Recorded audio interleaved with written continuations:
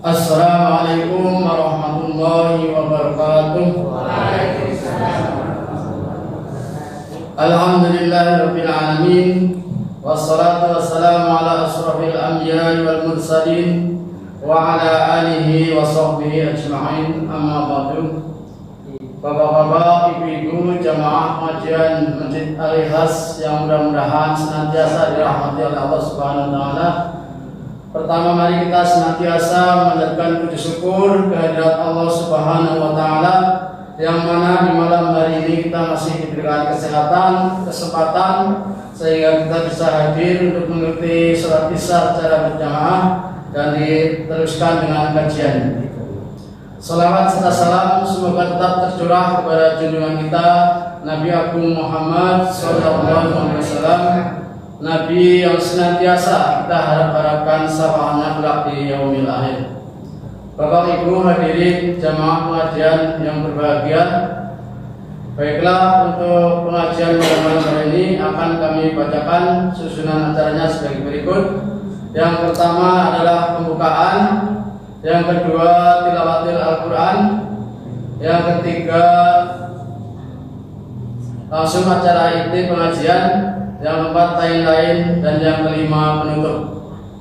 Baiklah, untuk mengawali pengajian pada malam hari ini, mari kita buka bersama dengan lafal basmalah. Bismillahirrahmanirrahim. Meningkat acara yang kedua yaitu pembacaan ayat suci Al-Quran yang akan dibacakan oleh beliau Bapak Ali Sehan. Kepada Bapak Ali Sehan, waktu dan tempat kami persilahkan. Assalamualaikum warahmatullahi wabarakatuh. Waalaikumsalam. A'udzu billahi minasy syaithanir rajim. Bismillahirrahmanirrahim. Fala uqsimu bimawaqi'in nujum wa innahu laqasamun law ta'lamuna 'azim. Innahu laqur'anun karim fi kitabin maknun la yamassuhu illa al-mutahharun tanzilun min rabbil alamin. Afabihadzal hadisi antum mudhinun wa taj'aluna rizqakum annakum tukadzibun. Falaula idza balaghatil hulqum wa antum hina idin tanzurun wa nahnu aqrabu ilayhi minkum walakin la tubsirun. Falaula in kuntum ghayra madinin tarji'unaha in kuntum shadiqin.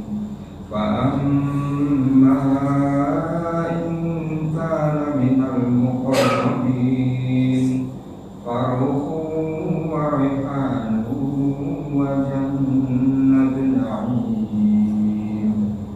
Wa amma in kana min ashabil yamin fasalamun laka min ashabil yamin.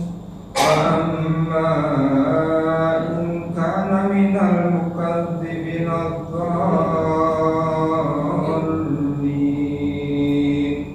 wa nuzulun min hamim wa tasliyatu jahim. Inna hadza lahuwa haqqul yaqin. Wasabbih bismi rabbikal azim. Surah Al-Azim. Terjemah surat Al-Waqi'ah ayat 75 sampai dengan 82. Aku berlindung pada Allah dari godaan syaitan terkutuk. dengan menyebut nama Allah yang Maha Pengasih dan Maha Penyayang. Lalu aku bersumpah dengan tempat beredarnya bintang-bintang, dan sesungguhnya itu benar-benar sumpah yang besar sekiranya kamu mengetahui. Dan ini sesungguhnya Al-Quran yang sangat mulia dalam kitab yang terpelihara. Tidak ada yang menyentuhnya selain hamba-hamba yang disucikan. Diturunkan dari Tuhan seluruh alam. Apakah kamu menganggap remeh berita ini? Dan kamu menjadikan rezeki yang kamu terima dari Allah justru untuk mendustakannya.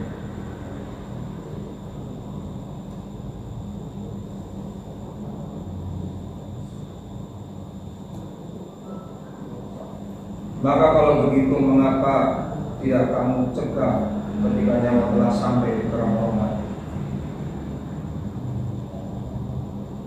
Dan kamu ketika itu melihat, dan kami hentikan kepadanya daripada kamu, tetapi kamu tidak melihat. Maka mengapa kamu jika kamu memang tidak dikuasai oleh Allah, kamu tidak mengembalikannya nyawa itu jika kamu orang yang benar? Jika dia orang yang termasuk yang didekatkan kepada Allah, maka dia memperoleh ketentraman dan rezeki serta surga yang penuh kenikmatan. Dan adapun jika dia termasuk golongan kanan, maka salam bagimu wahai dari golongan kanan, sambut malaikat. Dan adapun jika dia termasuk golongan yang mendustakan dan sesat, maka dia disambut dengan siraman air yang mendidih dan dibakar di dalam neraka. Sesungguhnya inilah keyakinan yang benar. Maka bertasbihlah dengan menyebut nama Tuhan yang Maha Besar. Maha benar Allah dengan segala firman-Nya. Wassalamualaikum warahmatullahi wabarakatuh. Waalaikumsalam warahmatullahi wabarakatuh. Alhamdulillahirabbil alamin. Alladzi khalaqal mauta wal hayata liyabluwakum ayyukum ahsanu amala. Asyhadu an la ilaha illallah wahdahu la syarika lah wa asyhadu anna Muhammadan abduhu wa rasuluh. Rabbi shrah li sadri wa yassir li amri wa hlul 'uqdatam min lisani yafqahu qawli. Jamaah majelis ikhlas yang dirahmati Allah, pertama dan yang paling utama adalah kita bersama-sama untuk menjadikan rasa syukur kita kepada Allah Subhanahu wa taala. Alhamdulillahirabbil alamin.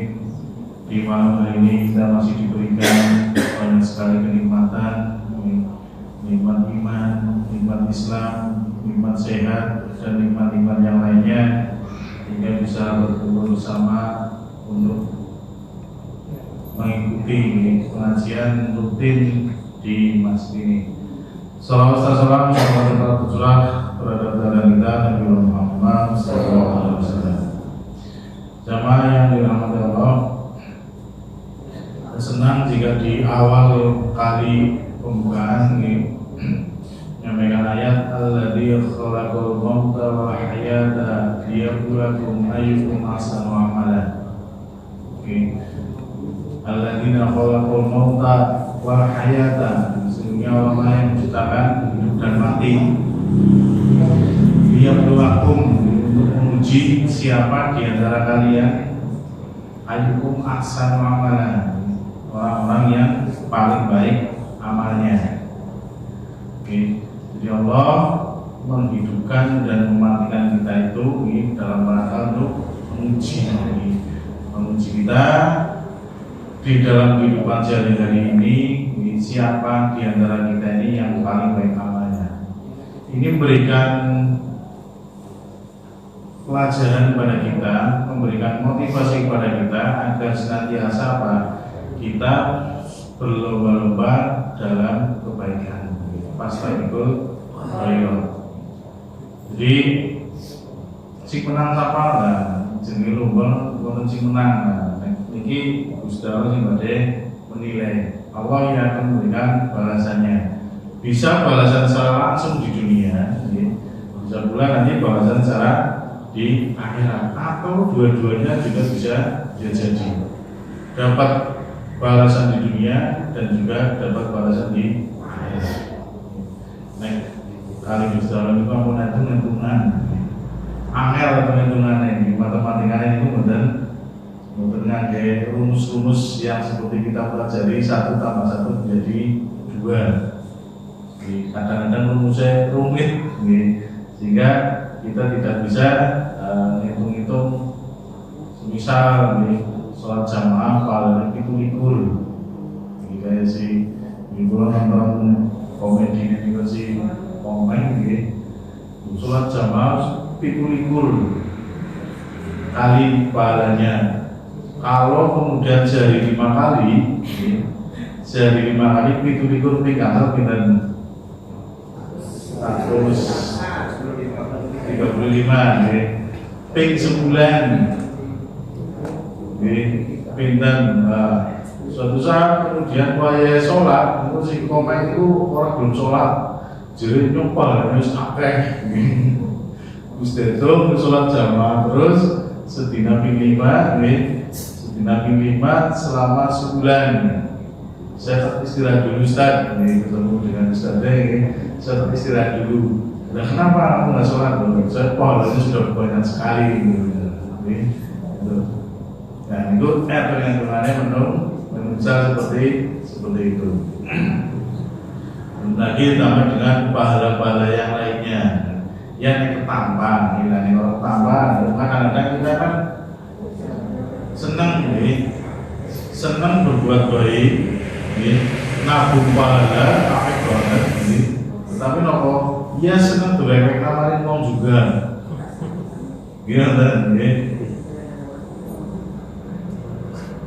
kita senang berbuat baik, tetapi ya senang juga apik pahala namarin uang liar. Dalam sebuah hadisnya, ketika Rasulullah bertanya kepada para sahabatnya, atadruna mal muflis, tahukah kalian siapa orang-orang yang bangkrut itu? Lalu para sahabatnya ada yang menjawab, orang yang bangkrut adalah dan seterusnya, wong sing ora duwe dinar dan dirham, wong sing berniaga, berdagang rugi dan lain-lain. Tapi kemudian Rasulullah menjawab, orang yang bangkrut adalah apa? Orang yang ketika dia menuju ke akhirat dengan membawa amal puasanya, membawa amal sholatnya, membawa amal-amal yang lainnya, artinya apa? Di dunia ini dia beramal diterima, sholat yang benar, puasanya yang benar, zakat yang benar, sehingga apa? Dia membawa amal tersebut menghadap kepada Allah. Tetapi apa? Setelah menghadap kepada Allah, kemudian banyak orang yang menagih, banyak orang yang mengadu, ya Allah, dulu si fulan ini melakukan kezaliman kepada saya, sekarang saya minta balasannya. Lalu diberilah apa pahalanya itu kepada orang yang dizalimi. Jebule nopo sing nagih ora siji tok, sing nagih akeh, karena nopo nang dunia iku senenge menzalimi orang lain, senang berbuat zalim terhadap orang lain. Zalim itu apa? Dia berbuat tidak sebagaimana mestinya kepada orang lain. Dari lisan saja itu sering banget kemudian kita menzalimi. Kan wonten nggih wong ditakoni apa, jawabannya langsung senang. Takon alon-alon, takon apik-apik, jawabannya langsung senang. Ini kata sih terus. Dan mungkin mendolimi orang lain, baik yang disengaja maupun yang tidak disengaja. Lalu akhirnya apa? Semua pahalanya diminta karena di pengadilannya Allah itu kan semuanya dapat, semuanya mendapatkan keadilan. Semuanya mendapatkan keadilan, tidak ada satupun yang kemudian terlewat. Diminta semuanya pahalanya diberikan kepada orang-orang untuk menebus kesalahan-kesalahannya, kezalimannya selama hidup di dunia, walaupun dia sholat, walaupun dia zakat dan berbuat baik. Sampai akhirnya pahalanya kelas. Ketika pahalanya sudah habis, kemudian keburukan orang-orang yang dia dolimi, sing pun mau jatah pahalanya mau, ada gemblokna maring si bulan itu. Nah itulah kemudian orang-orang yang bangkrut. Jadi seperti itu kurang lebihnya. Jadi makanya kita harus rajin menabung pahala, rajin berbuat baik, sebisa mungkin yang mengurangi berbuat dolim terhadap orang lain. Karena ini bukan datang sing ora sengaja, ini sing ora perasa, ora rumangsa. Ya karena manusia itu ya punya sifat manusiawi niku. Jadi ketika kemudian kita sakit secara fisik, yang merasakan adalah kita sendiri. Panjenengan sakit gigi misalnya, si rasakan ya awalnya dewe, tangganya kira-kira belum merasakan betul. Uyang dia sih rasakan ya sing uyang niku tangganya ya paling yang nyawang profil kenang apa.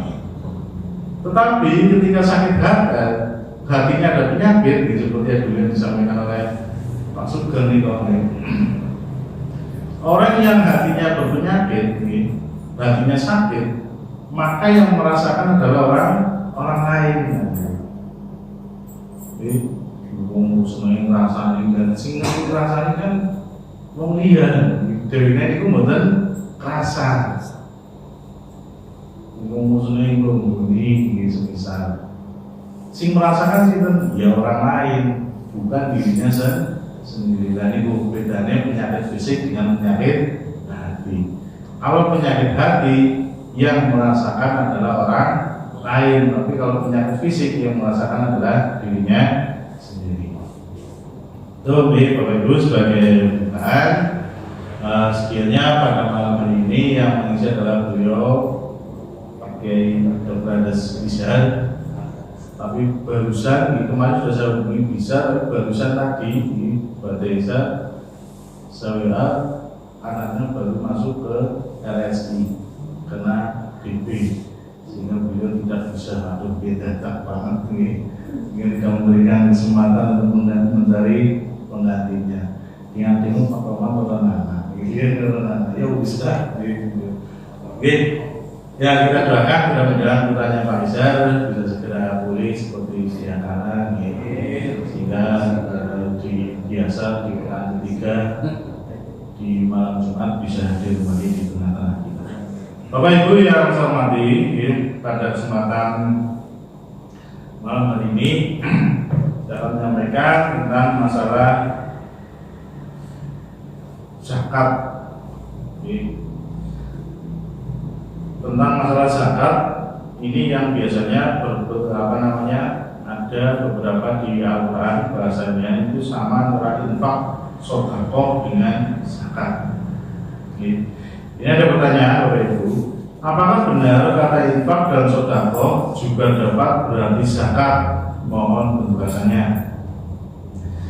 Jawabannya, memang kata infak dan sedekah yang tersebut dalam Al-Quran dan As-Sunnah mengandung arti yang lebih luas, bukan seperti zakat dalam pengertian secara bahasa dalam terminologi hukum Islam, bukan pengertian zakat dalam bahasa fikih. Namun begitu, kata infak dan sedekah dapat pula berarti adalah zakat, seperti dalam ayat 34 surat At-Taubah, A'udzubillahi minasyaitonir rajim, walladzina yamizuna dzahaba wal fiddata wa la yunfiqunaha fi sabilillah fabashshirhum bi'adzabin alim. Yang artinya, dan orang-orang yang menyimpan emas dan perak dan tidak menafkahkannya, ini maksudnya tidak melakukan zakatnya pada jalan Allah, maka beritahukan kepada mereka bahwa mereka akan mendapatkan siksa yang gede. Kata wala yunfiku, infak nih, wala yunfiku, infak ini di sini diartikan adalah mereka yang tidak menunaikan zakat. Nah, yunfiku juga berarti zakat.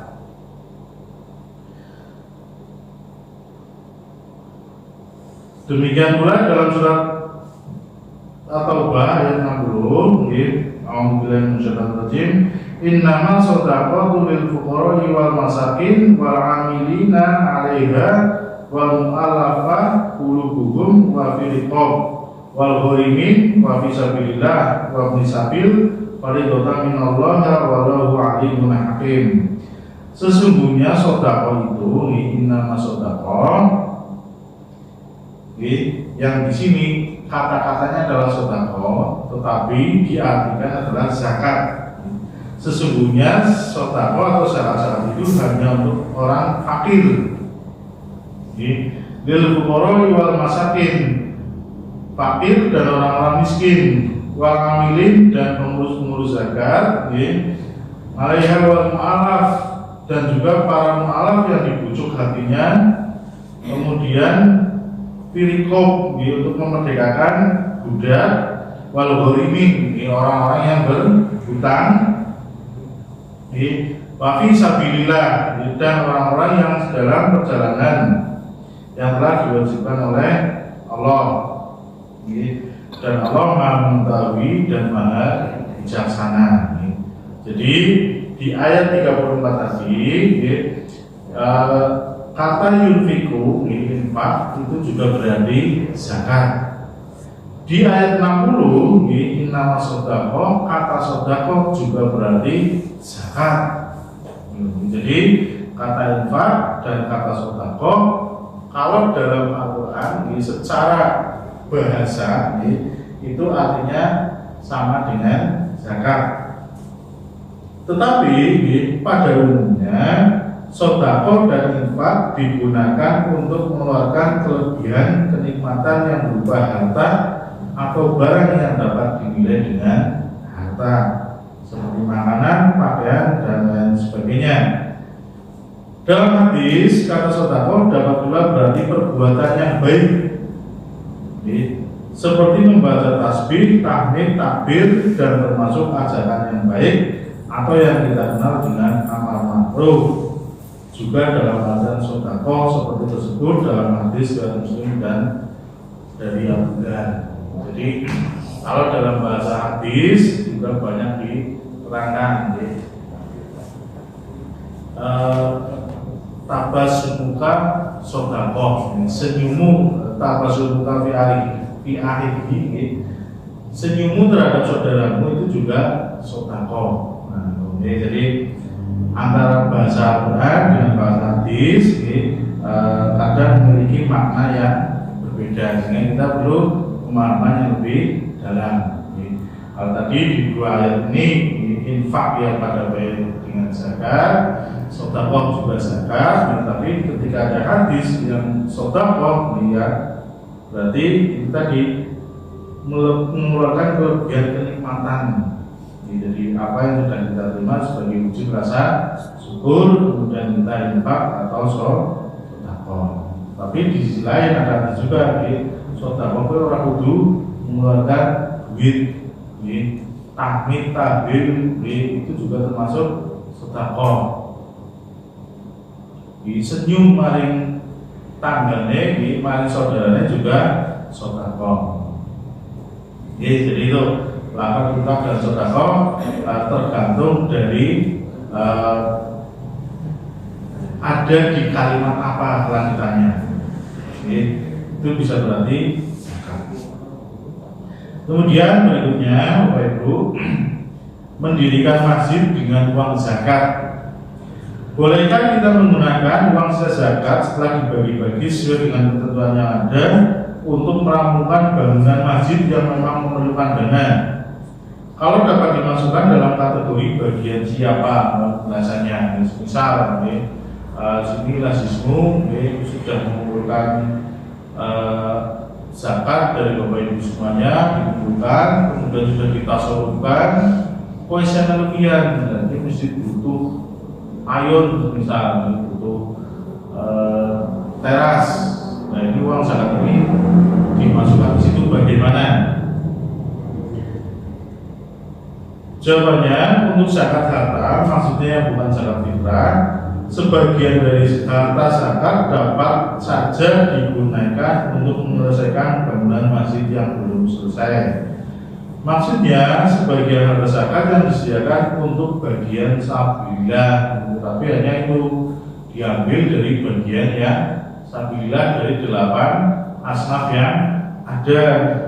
Tidak kemudian sisanya masuk situ semuanya, tapi diambilkan dari bagian sabilillah.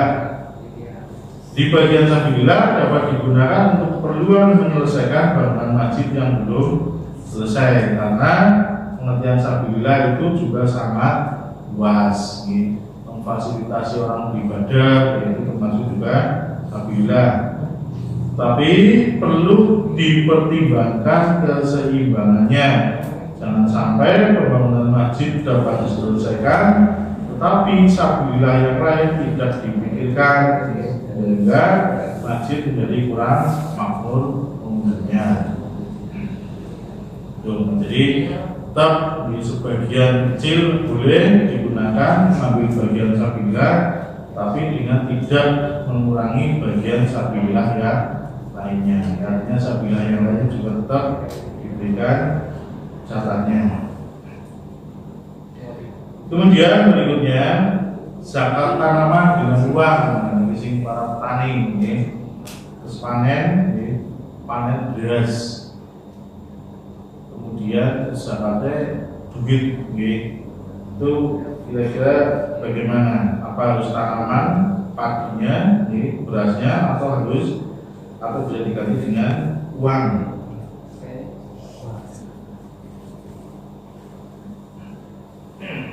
Mengenai apakah zakat yang diberikan wajib berupa hasil tanaman ataukah dapat diberikan bentuk uang hasil penjualan hasil tanaman tadi, semisal ada seorang petani yang dia itu menanam anggrek, kemudian anggrek laris, kemudian dia kepengen zakat, dan zakatnya itu termasuk anggreknya atau uang. Semisal, andai kata si fakir itu menerima anggrek dan menjualnya pun harganya akan lebih rendah dibanding kalau dijual oleh penanam anggrek yang telah mempunyai langganannya. Jadi ada semisal seorang petani anggrek, terus kebetulan dihitung bagi, kemudian wajib zakat, kemudian zakatnya itu ini mau tanaman atau mau uangnya. Dan sekiranya tanaman anggrek yang diberikan kepada fakir miskin, lalu ngomong lah, itu kemanfaatannya kemudian berkurang. Sekalipun kemudian nanti oleh orang miskin tadi misal harganya dijual, tapi itu harganya jelas berbeda ketika si penjual tadi yang menjual. Ini orang mati B malah ini orang mati B syukur. Maka tidak heran kalau sejak dahulu pengeluaran zakat itu diperselisihkan oleh para ulama. Abu Hanifah membolehkan mengeluarkan harga benda yang dizakat itu sehingga berupa uang, dengan beralasan hak zakat itu pada fakir miskin tidak beda antara benda dan uang di kalangan mereka. Kebolehan mengganti benda yang dizakati dengan uang lain atau harga benda ini dilakukan pula oleh Umar bin Abdul Aziz. Tetapi hal ini berbeda dengan pendapat Syafi'i, Malik dan Ahmad, mengharuskan pembayaran zakat hasil tanaman dengan makanan yang mengenyangkan. Jadi, menurut pendapatnya Abu Hanifah, Umar bin Abdul Aziz boleh. Kemudian zakat hasil tanaman diuangkan, diberikan kepada lembaga dalam berupa uang. Tapi menurut pendapat Syafi'i, Malik dan Ahmad, mengharuskan pembayaran zakat hasil tanaman dengan makanan yang mengenyangkan diganti dengan makanan yang mengenyangkan, ini makanan pokok. Perbedaan pendapat ini dapat dimengerti karena tidak adanya nas yang tegas, tidak ada dalil yang tegas, baik yang mewajibkan harus hanya dengan hasil tanaman itu saja, juga tidak ada larangan yang melarang pembayarannya dengan harga hasil tanaman. Demikian hadis yang dapat dijadikan hujah menunjukkan adanya kewajiban untuk menurunkan zakat bagi hasil tanaman itu dengan hasil itu. Namun demikian, terhadap pengembangan pengertian ayat untuk memberikan zakat terhadap tanaman yang tidak dapat dimakan, seperti hasil kebun, misal rotan, bunga anggrek, apabila tidak layak untuk diberikan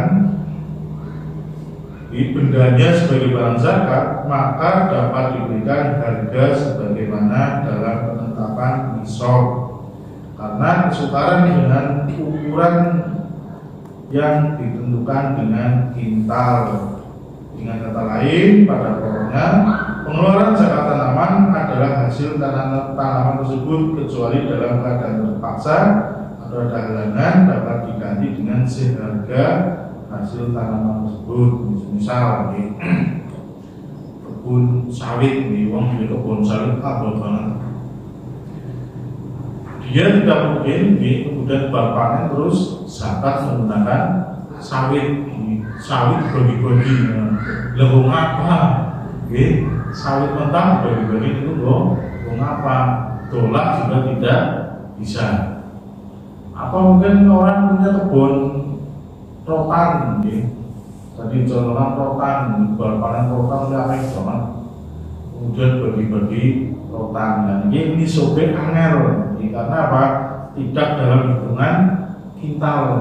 Mungkin kalau sawit bisa dalam hitungan kintal, tapi kalau panen kembang, panen tanaman yang selain makanan pokok yang tidak bisa ditimbang, nah itu kemudian diuangkan dalam bentuk uang.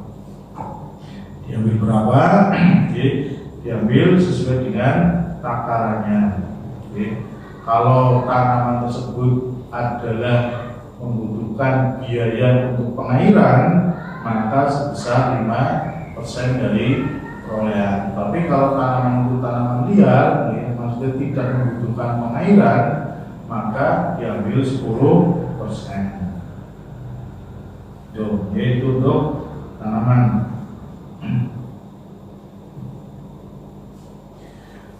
Kemudian dasar hukum zakat tanaman dan zakat harta. Pertanyaan, pelaksanaan zakat harta dagangan dikeluarkan zakatnya 2,5% setelah akhir tahun terhadap modal dan labanya. Sedang petani yang membeli tanah, zakatnya hanyalah hasil tanaman, tidak termasuk harga tanahnya.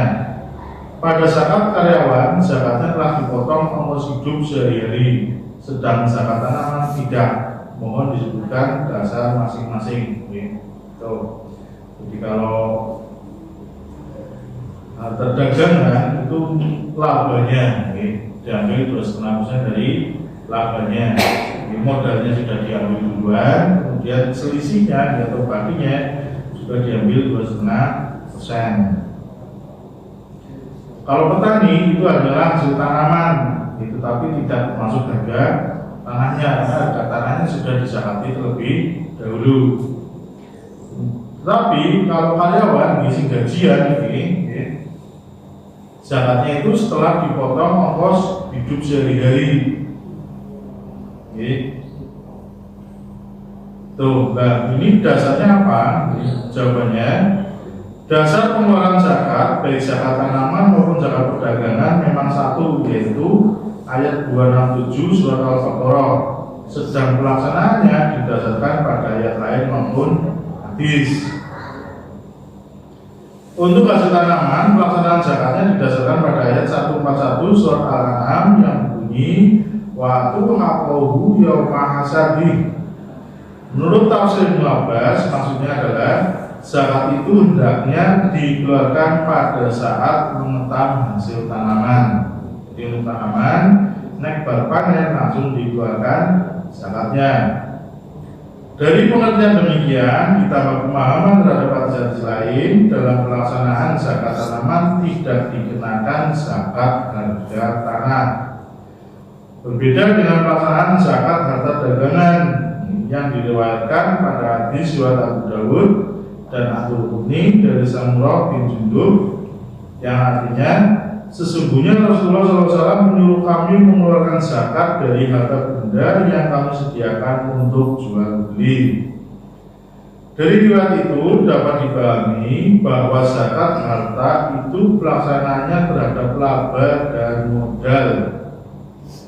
Jadi perbedaan pelaksanaan zakat yang berbeda, barang yang dizakati didasarkan pada pengamalan terhadap nas masing-masing. Kemudian mengenai zakat hasil kerja berbeda pula dengan hasil tanaman dalam pelaksanaan zakatnya. Maksudnya pengambilan zakat tanaman tanpa diambil dahulu dengan keperluan hidup sehari-hari. Sedang zakat usaha seperti gaji karyawan diambil dulu untuk kebutuhan sehari-hari, didasarkan pula pengamalan dalil yang berbeda. Jadi berbeda-beda dasar pengambilan hukumnya untuk berbagai macam zakat-zakat yang ada. Jadi ketika tanaman yang kemudian setelah panen dapat berapa langsung dikeluarkan zakatnya. Tapi ketika kemudian dia karyawan yang bergaji diambil dulu untuk keperluan hidup. Tapi kalau cara Pak almarhum Pak Anies Wahyudi, gajiannya dipotong dari gaji kotor. Misal gaji ini 4 juta ya zakatnya 2,5%, dan 100.000 langsung diambil di awal. Karena apa? Apalagi zaman sekarang ini karyawan gawe sing gajian, gaji ini pada orang utuh. Ya, terus kapan zakatnya? Kalau tahu zakat berarti. Karena kalau diambil dari yang bersih yang diterima, di tek dompet di sini global di paling sepira. Nah, naik minus malah jangan bingung. Malah oleh bagian yang jangan minus. Itu karena hubungannya dengan sekarang gaya hidup. Saya pernah dari Jawa Muda itu, kemudian ada dari Bank Jateng datang, jebule surah keterangan utang. Utang itu berapa rek? Wah, ini berjalan ini. Belum buka tiga lagi, buka. Si A utangnya pila, si B utangnya pila, si C utangnya pila. Tanpa beda sepila, dari sini mesti bayar sepila, sisanya kan sepila. Nah ini berjalan itu priwen. Padahal kalau zaman sekarang jenis pegawai kalau petani ya kayaknya dia naik si PNS nih kayaknya dia makmur si PNS dia kemudian sawangannya itu harus itu. Nah, tapi ini kok karena hubungannya dengan gaya hidup jadi mau menang seragam mentok seragam mentok gajinya malah minus gimana tadi. Berikutnya harta yang diutang. Kalau harta hasil utangan tidak dihitung untuk disakati, bagaimana kedudukan harta yang diutang orang lain? Apakah wajib disakati? Kadang-kadang utang itu ada yang akhirnya tidak dibayar. Jadi kalau kita hutang, jadi utang, misal saya hutang ke si bulan, saya hutang ke si A. Utang lain harus sebagai modal, maka duit utang itu kemudian tidak wajib disakati. Tapi kalau saya memberi utangan, berarti itu adalah harta milik saya. Misal si A utang kepada saya 1 juta, saya berikan. Berarti uang itu, uang yang saya pinjamkan kepada si A, itu adalah milik saya, harta saya. Nah, ini bagaimana? Harta yang diutang orang lain itu termasuk harta yang dimiliki oleh pemiliknya. Karena harta yang ada pada orang lain yang berkewajiban menzakati adalah pemiliknya, bukan yang berutang. Adapun harta yang diutang yang kadang-kadang kemudian tidak dibayar, Maka yang disakati menurut kalangan ulama adalah harta yang dihutang yang diperkirakan akan dibayar. Kalau harta yang dihutang dipastikan tidak dibayar, maka tidak disakati. Oke. Misal gitu tadi, si A pinjam uang saya 1 juta. Oke. Maka saya wajib membayarkan zakat uang walaupun uang itu sudah dipinjam sama si A. 1 juta berarti pinjam 2,5 juta, saya wajib memberikan zakatnya. Tetapi kemudian yang utangnya udah bayar-bayar, kayak kok angel bayar, bahkan mungkin kemungkinan tidak dibayar, maka saya tidak wajib untuk mengeluarkan zakat dari uang yang saya pinjamkan kepada si A tadi. Oke, ini kan kadang-kadang kalau singgung, anak wong ngejaluk utang tuh ya beli melas bayang apa, tapi gila tapi malah lebih galak, sih utang daripada sih lagi. Kadang-kadang seperti itu. Makanya yaitu kemudian memunculkan bisnis jasa yang tidak baik kalau saya munculkan bisnis debt collector. Karena ini waktu Indonesia ini kemudian utang biasanya tapi angel ya mungkin karena faktor duit atau gimana akhirnya utang kemarin bank kemarin leasing, akhirnya leasing dan bank membuka bisnis baru lagi, ini debt collector.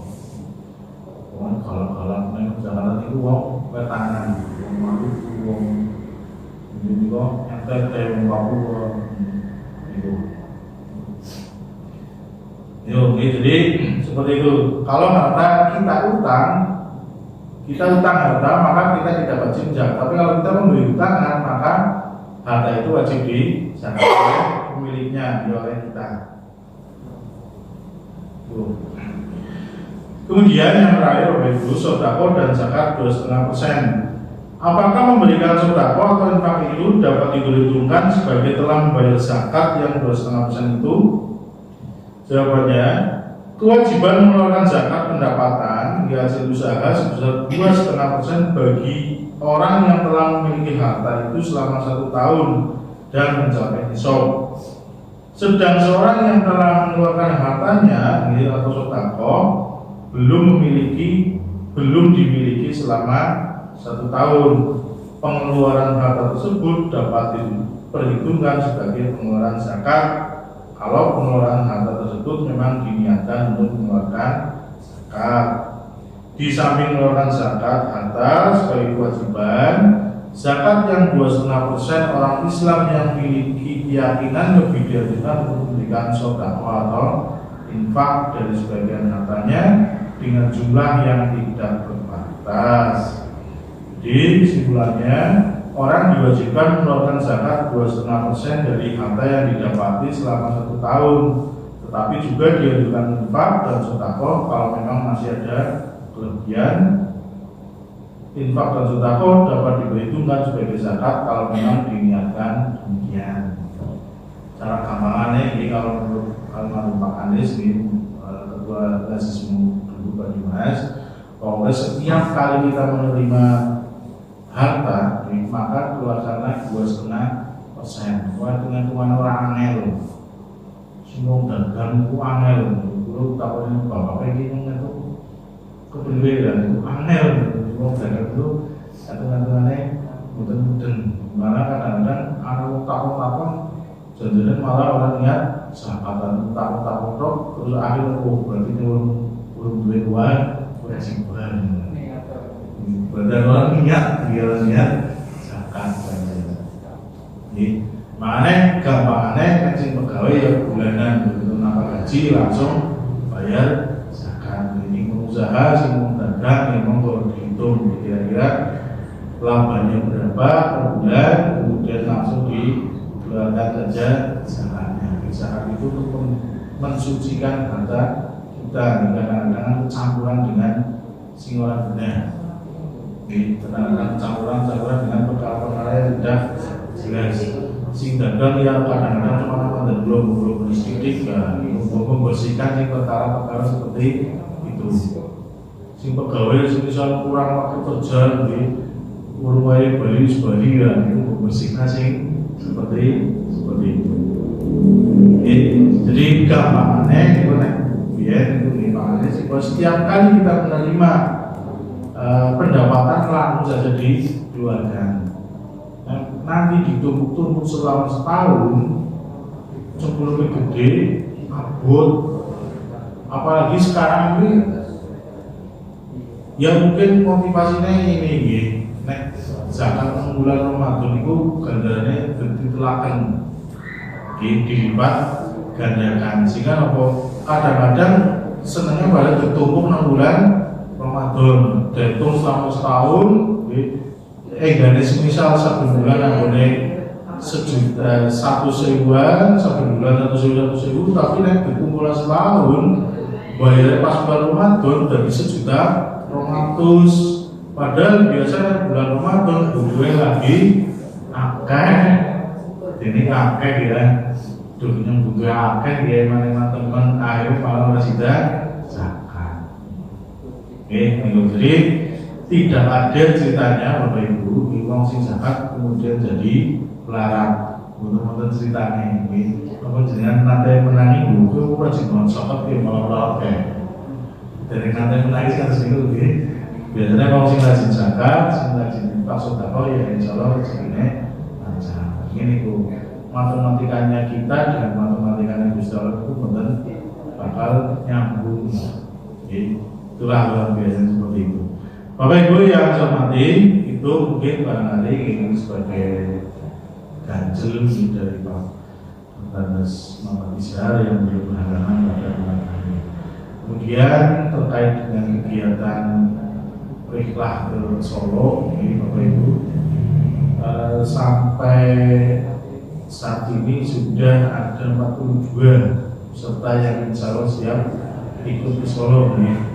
Kemarin ada sedikit perubahan harga ini Bapak Ibu, karena ternyata dengan kenaikan BBM di pihak bisnya minta kenaikan harga, sehingga kita pun naik jadi wakil presiden harganya orang mudah penyesuaian harga, jadi harganya disesuaikan.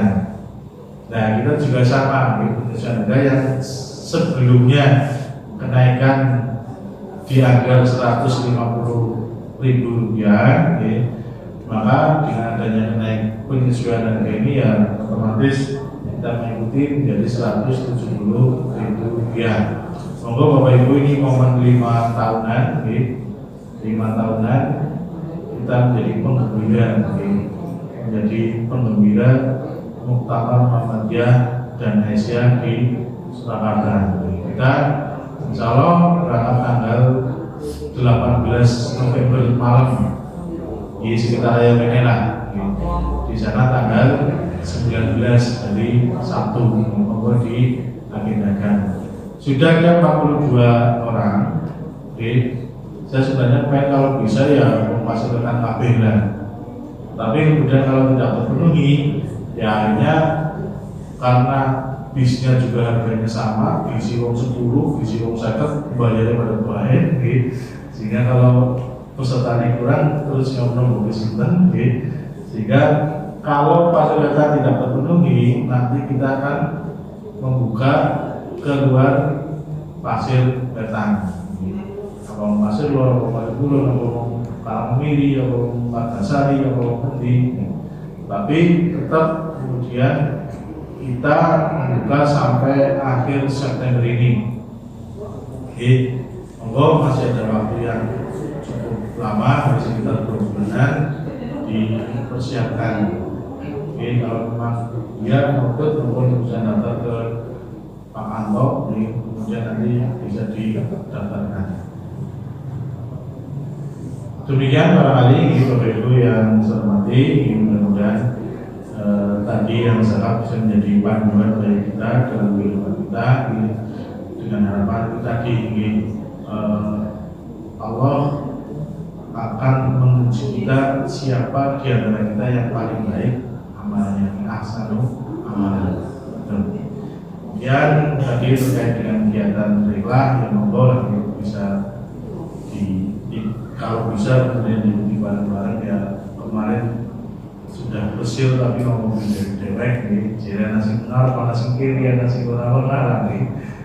Dan ya kita refleksi rela di bareng-bareng Pak Bis bareng-bareng dan yang berwujud pada Muhammadiyah Lanting Pasedena. Demikian barangkali Bapak Ibu yang saya hormati dari saya, kurang dan lebihnya mohon maaf. Assalamualaikum warahmatullahi wabarakatuh.